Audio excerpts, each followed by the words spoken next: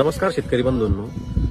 हरभरा पिकामध्ये बऱ्याच साऱ्या शेतकऱ्यांच्या खूप साऱ्या समस्या येत आहेत. त्यामध्ये बियाण्याची निवड कोणती करावी, एकरी बियाणं किती टाकावं, जमिनीची निवड कशी करावी आणि लागवड कोणत्या पद्धतीने करावी, या समस्यावरती आपण एक विश्लेषण जाणून घेऊया, उपाय जाणून घेऊया. जमिनीची निवड करताना त्यामध्ये मध्यम ते भारी जमिनीची निवड करावी.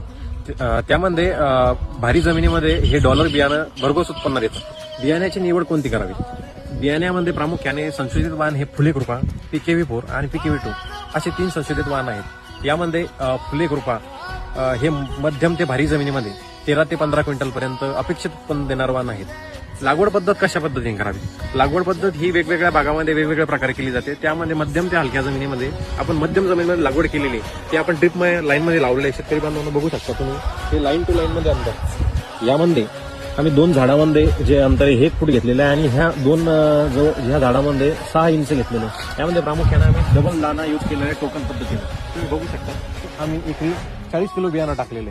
ते टोकन पद्धतीनं लागवड केलेलं असल्यामुळे यामध्ये आम्ही डबल बियाणं म्हणजे एका होलमध्ये 6 इंच दोन्ही अंतर असल्यामुळे 2 दाण्यांनी टाकलेले, त्यामुळे 40 किलो बियाणं पडलेले.